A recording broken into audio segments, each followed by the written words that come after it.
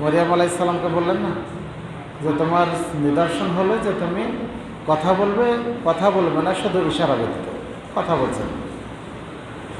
আমাদের সিয়াম হচ্ছে যে আমরা পানাহার আর আমাদের জৈবিক চাহিদা, যাবতীয় হারাম এগুলো, আর খারাপ কাজের শাস্তি হচ্ছে খারাপের পরে আরও খারাপ করা। সুতরাং আল্লাহ যাকে ভালোবাসেন তাকে তিনি সৎ আমল করার মতো তৌফিক দান করেন। বোঝা গেছে?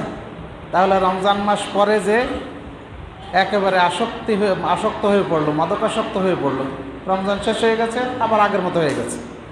রমজানে সালাত আদায় করতো, রমজানের পরে সালাত ছেড়ে দিয়ে আগের মতো হয়ে গেছে।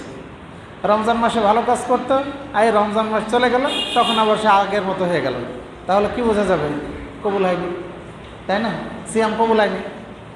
আর যদি বোঝা যায় যে না, রমজান মাসে 1 মাস সিয়াম পালনের মাধ্যমে সে তার আত্মাকে নিয়ন্ত্রণ করতে পারছে, শক্তি অর্জন করেছে, সে নিজেকে নিয়ন্ত্রণ করতে পারছে, সে আল্লাহকে ভয় করে আগে সালাতে কোনো সময় জামাত আদায় করতে, কোনো সময় করতে পারতো না, কিন্তু এখন সে আগে 5 ওয়াক্ত সালাত জামাত আদায় করে, তাই না?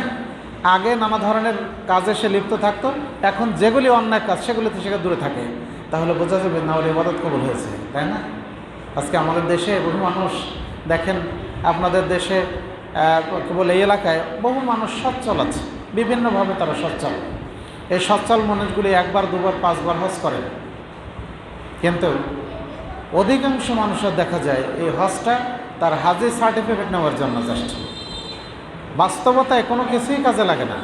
আরও আশ্চর্য হবেন আপনারা যে মানুষ উমরা করতে গিয়ে, হজ করতে গিয়ে, এই যে মোবাইল আছে না, বাইতুল্লাহ তওয়াফ করছে আর নিজে সেলফি তুলছে, বুঝলেন? অথচ রাসূল বলছেন আস-তাওয়াফ কাস-সালাত, তওয়াফ হচ্ছে সালাতের মতো। তাহলে সালাতে যেমন ওযু শর্ত, তওয়াফে কিন্তু ওযু শর্ত। তাহলে একজন মানুষ তওয়াফের ভিতরে কিন্তু সে অশ্লীল কাজ করতে পারে না, বাইরে কোনো কাজ করতে পারে না। সে তওয়াফ করবে আর সে জিকির আজকার করবে, আল্লাহর কাছে দোয়া করবে যেন সে সালাতের ভিতরেই আছে। অথচ দেখা যায় যে বাংলাদেশের অধিকাংশ মানুষ